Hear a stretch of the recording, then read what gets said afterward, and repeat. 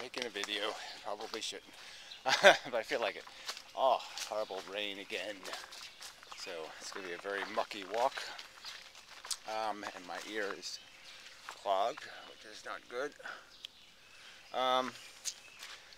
And so I can't hear.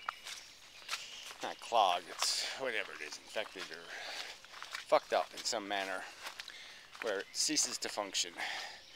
So I guess function is a good word for this video. Holiday has reasserted his point. You know, and in the same, you know, he does keep changing the goalpost in terms of this identifying value. And so now he's back to doing the to them thing, essentially. That's somehow intrinsic to them. Because that's the intended biological function, is personal. And clearly, it's a personal motivation device. Sentience. That's what it is. You know, it motivates DNA molecules in a competition to win the grand prize of DNA success. Yeah, well, there's nothing in that structure that at all creates any logical continuity problems between recognizing same as same. So we're back to the same as same argument, that it really doesn't make a difference who's doing the paying for your profit. The payment is the thing that's significant. The fact that it happens in the universe. And that's what intrinsic means. You can't have intrinsic to them personally, so that's even a, you know, it's not a straw man, but it's a scapegoat, I don't know, escape hatch. So he begins this video in the typical manner. I'm not requiring you to provide, you know, a blueprint of the mechanics of consciousness, except I am, because I'm going to say it doesn't mean anything until you prove it. And again, my counter argument is I don't need any proof, just like I don't need proof that the mechanisms within the sun produce photons. The sun produces photons. That's what it does. Okay, and I know it. And all the reductionism in the world isn't going to change the fact that we can know that one. That's what it does. And all the reductionizing of our consciousness in the world isn't going to change the fact that it creates this value experience, a valuable experience. So I guess I'll just go back to that explanation a little, opine a little bit on the nature of what biology did and why it did it. Okay, why sentience was fallen upon as a mechanism. And this Holiday will concede, or agree with, or he also believes that evolution has a reason. There's a logic to the method to the madness, so to speak. What the fuck is that? I don't know. Some slugs were doing something there, I guess, or frogs, or there are a zillion little frogs. I don't know what they are, but man, some kind of tree frog, but zillions upon zillions. Ugh, a slug on my tree. Ugh. Yeah. Anyway, my tree. See, it's my tree now, because I have found utility in it. But anyway, that's a side subject. Damn. I knew I should watch for that. Well, I didn't know it. I did know it, but I just didn't cognize it at this very moment. Oh, well, it gives me a chance to fix this anyway. This damn tarp is too heavy. Yes, of course, I put the tarp out to clean it last night, and I didn't think it was going to rain buckets of rain. My tarp is all wet. It's a canvas tarp, you see. So anyway, there are rules to how the fact game works. So evolution is this process of reward, in a sense, and punishment for modifications. Organisms will be rewarded with reproductive success, which isn't necessarily, in my opinion, much of a reward. But anyway, let's call it a reward for, through whatever method, acquiring an alteration in their construction conducive to survival and replication more precisely, more directly. And again, the art of replication is an art, so to speak. There's a certain complexity to being successfully replicated in certain environments.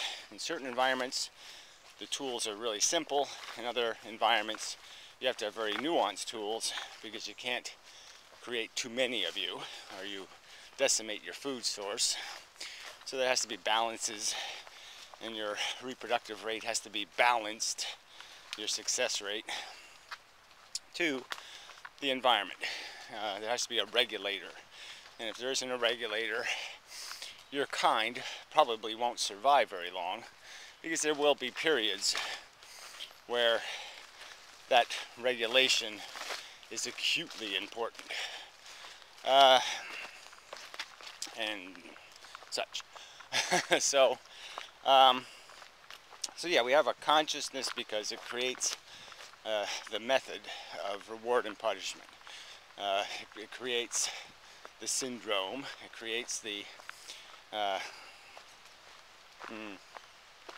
sense of the whip and the carrot, a sense of value. And so nature synthesized value to make us as organisms pursue reproduction and food and physical health, protection of the body. So it gave us a mechanism, sensation, feelings, to oblige us to be obedient to the replicating thing, to do what's required, to make it valuable to us. Because intellectually, it couldn't be valuable. Logically, it couldn't be just valuable on its own.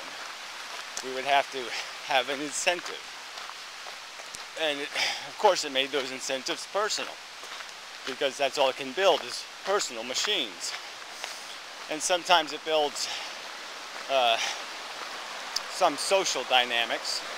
You know, it gets a little less personal and gets nepotistic or familistic, nationalistic, gangistic, tribistic.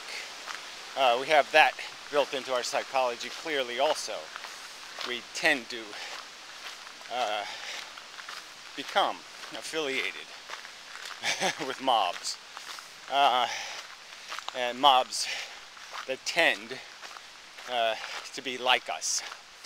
I was watching some Nietzsche documentary, and they made some line about that where Nietzsche lamented, you know, not having a cult. I mean, he didn't use those words, but same thing, you know, and how lonely, you know, his life as the superhuman was going to be, because all these meager humans, you know, weren't up to his level. And, you know, he really wanted an audience.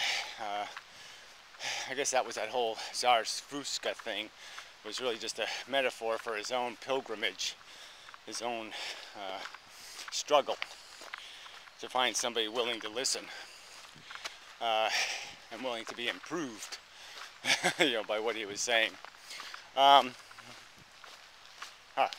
Quote unquote. Ironically, his last sane moment, you know, for the guy who mocked and scorned at those who showed compassion, were dissuaded or compelled by a perception of harm in the world, was apparently hugging a lame horse. Yeah, off to the booby hatch. So, who knows what Nietzsche's really last word on the subject would have been. Strange story, really. I didn't think somebody could live with 30 years with syphilis, but who knows.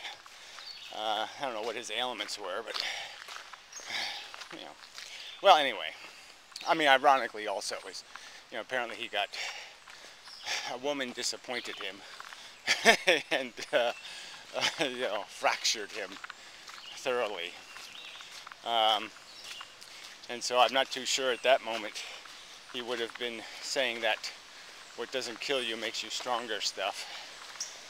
There's every indication he was not made stronger through the experience.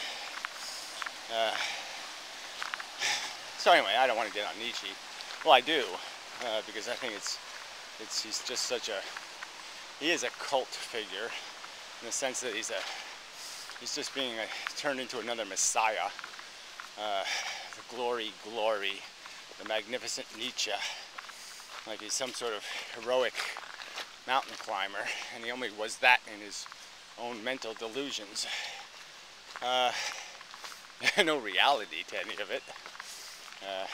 Never, his own philosophy never lived. So, but back to the story, the Hafladay saga of, you know, we get him to use words like intrinsic and bad, and now he's still just going to break those words and say the bad somehow is limited.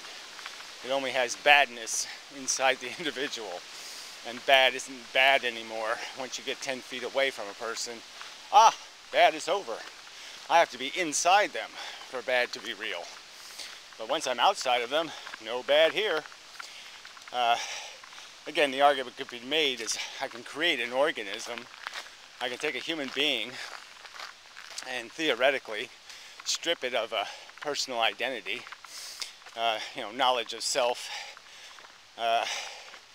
and you know, certain life experiences, let's say, an education, and then put it in pain, and somehow it's not in pain. Somehow the pain isn't real now because it doesn't say I'm in pain. It doesn't cognize it as a I'm in a bad way. Of course it still is. And of course, if I could mitigate or comfort it like a lame horse on the road, if hugging it will make it okay, will make the horse feel better, I'm doing it. I'm there. I'll help out. This is the logical thing to do. This pain is bad, no matter where it is. Suffering is bad, no matter where it is. God damn, I'm getting bitten by shit now. Yeah, there's just so many, I mean, it's just so many thoughts that come to mind as you live through your life, and you know, obviously, I'm conveying some of those.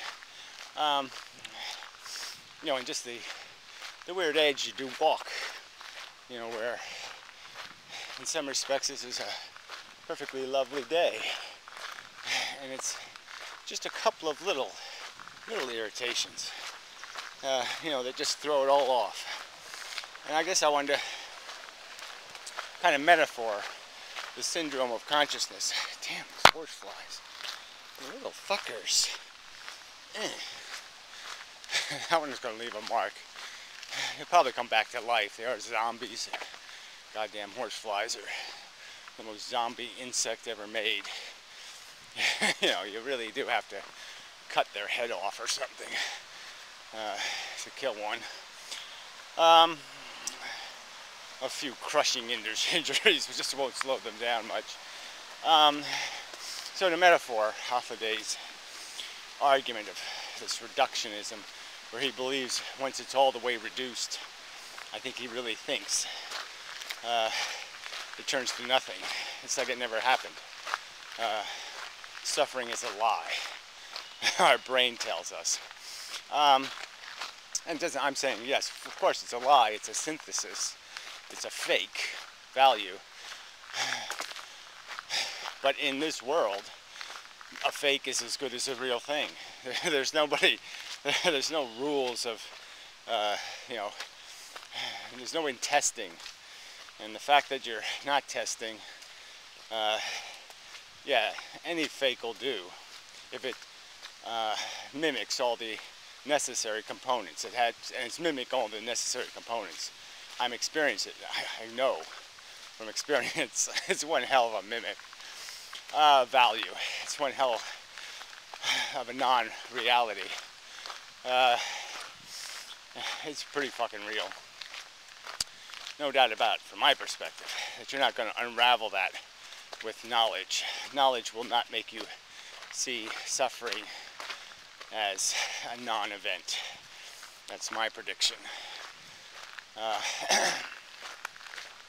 So anyway, I mean, I don't know if that's a debatable subject. I mean, he'll have his opinion, I'll have mine, and I guess we're just stuck with him. I just can't see any way you can undo it. So I metaphor it to like a violin.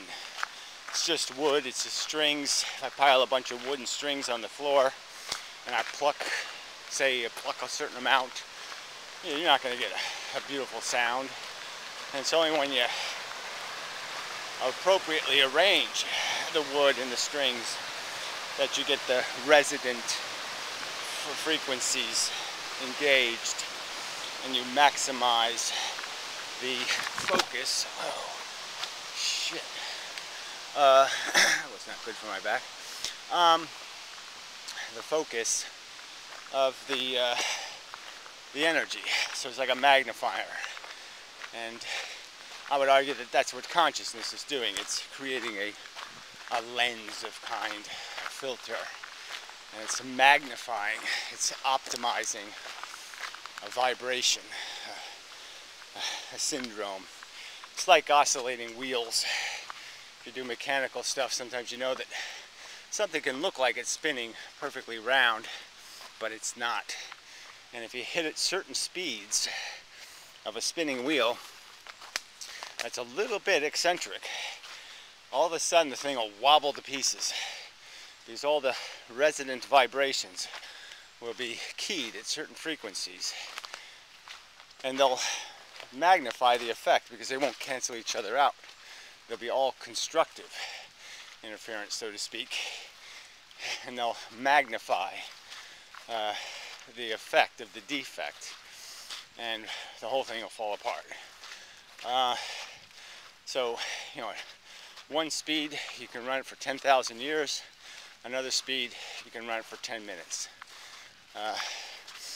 You know, and that's what consciousness is, in my opinion, likely. It's some thing where biology has filtered out of the neurological mess the knee jerks, the cascade of knee jerks that is our brain. Somehow it's filtered out of that, this illusion of an identity and a poker. Yeah, and it's just pulling it out and pushing it in. Pushing in bad, pulling out good. Like a governor. And that's the reality we are soaked with. So much to do. Anyway, my work is never done. Oh, grass that came out nice. Except it's glaringly patchy, but what are you gonna do? Gotta put some weeds in it, I guess. Make it match the rest of the lawn. Anyway.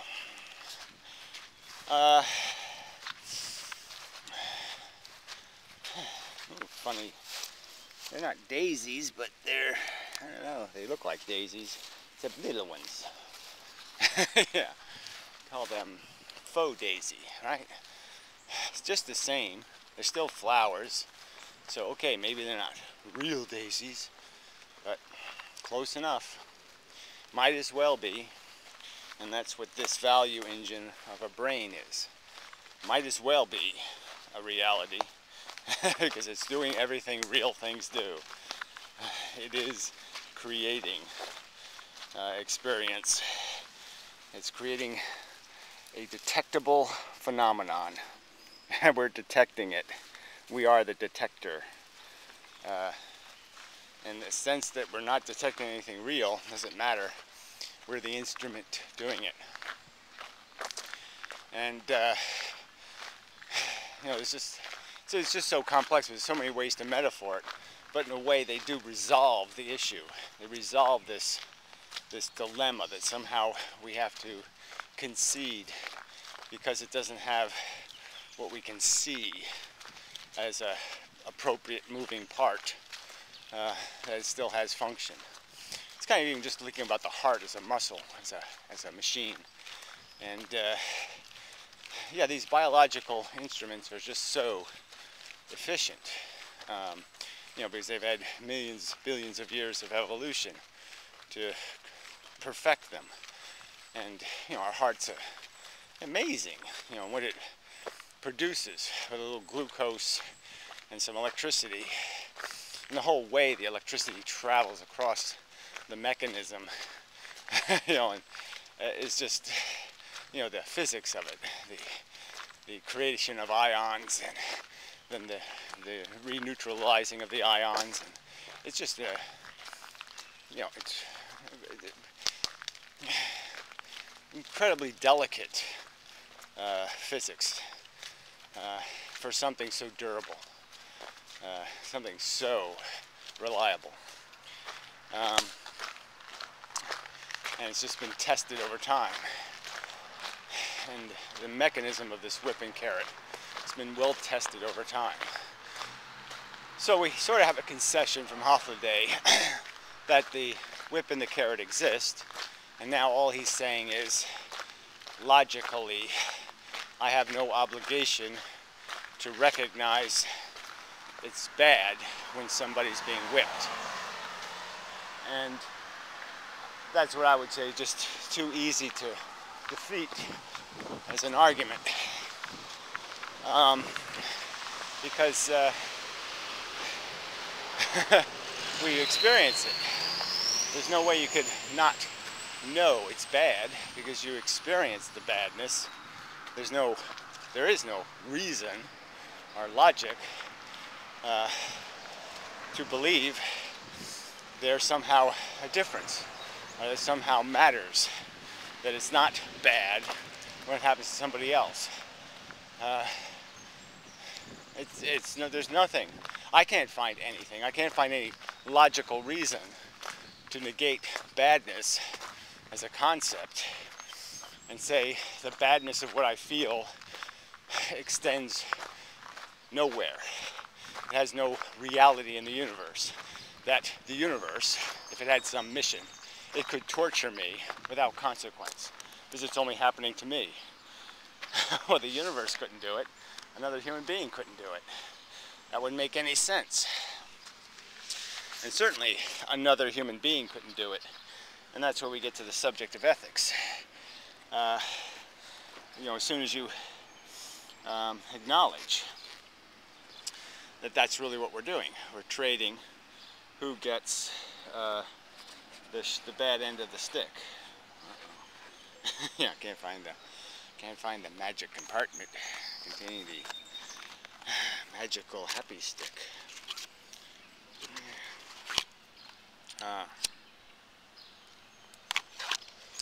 So it's brightening up a little, but more rain a coming. Can't really explain how much rain there's been. It's an unexplainable amount of rain. I mean, when it rains, it's not like it does a quarter inch, you know, it just keeps piling up, a half inch here, another inch there, another half inch, another inch. Just a tremendous amount of rain in the last 10 days, 15 days. So everything's just, you know, muddy. Yeah, I don't like it. I prefer not muddy. So the swans are gone, so I guess they weren't imported. I thought they might have been. In the town used to, you know, they had a couple of their own swans and they would clip their wings. And so they were here for years and years. But no such luck this time. You can see how shallow the water is getting. Look at the stick got stuck there. It's just sitting there in like a foot of water. So it's really gotten full of mud because they don't do what I told them to do. See that bridge there? They spent $70,000 for that bridge. And, you know, I proposed that they put a dam up there, you know, a little one.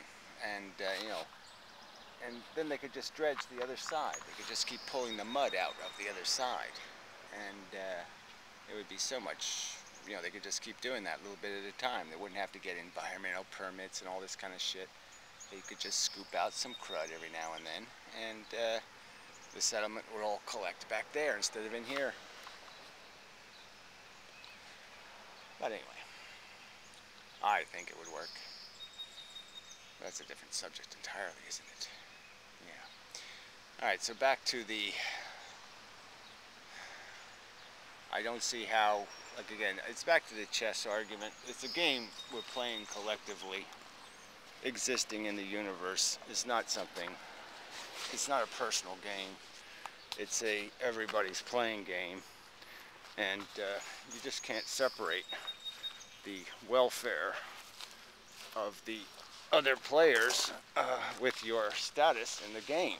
You know, the team matters. You know, and it's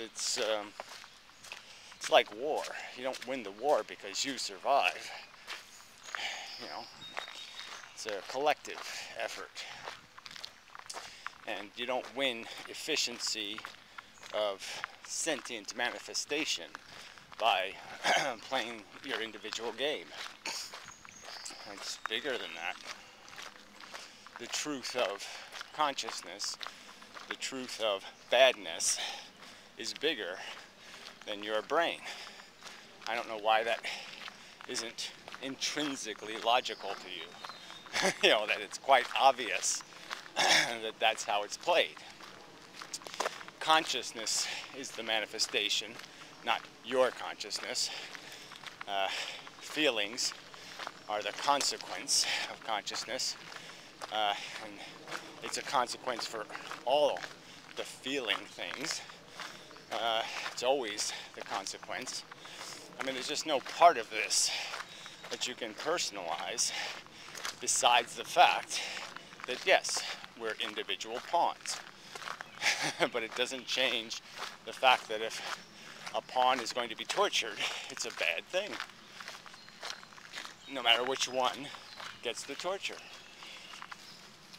I mean, I've been over that so many times. And there really isn't, oh, I'll go the other way. There really isn't an excuse to have to re-go over it. I mean, beyond the fact that he's apparently unpersuaded by what I see as uncontrovertible truth. That you can't personalize something that's not just happening to you. And it's not just happening to you. Interesting. You know, these little trees. You know, this one kind of pine there, and a little cedar tree there. Huh. None to be found anywhere here. So it must have been from people's rubbish. But anyway, they fenced in this tree. This, whatever it is. I don't know what this is. What is this? Crab apple, I think. I don't think that's worth it. Well, it doesn't look like it. It's look like they're really eating it. They reach up to grab it all, so it really is doomed eventually. Funny that they haven't even. Well, I guess they probably did figure out how to jump the fence, but that doesn't make them taller, so it's not going to do them that good. Because yeah, that's 6 feet. They can jump that, no trouble. Alright. So where was I? Finishing up. Yeah, so I guess we're back to the us, them thing, the me, them thing, and it just doesn't make any sense. It's all players in the game. You don't undo somebody's existence that easily, just by saying it's a them. That just doesn't do it. You have to have more. If you're going to say somebody doesn't exist, you're going to have to say more than I say they don't exist. I say they're not doing exactly what I'm doing in fundamental character. Oh, there's so few good choices here. Fuck it. I'll take that choice. Yeah. And then I'll take this choice. Ugh. Well, at least it didn't fall down. So I guess that was a win. Oh, that rock moved, which is not helpful. Well, fuck it. Go ahead, move. See if I care. Alright, made it. So anyway, I haven't watched the rest of the end of the video. I'm sure it climaxes with some kind of horrible crap. But yeah, these videos are so hard for me to watch.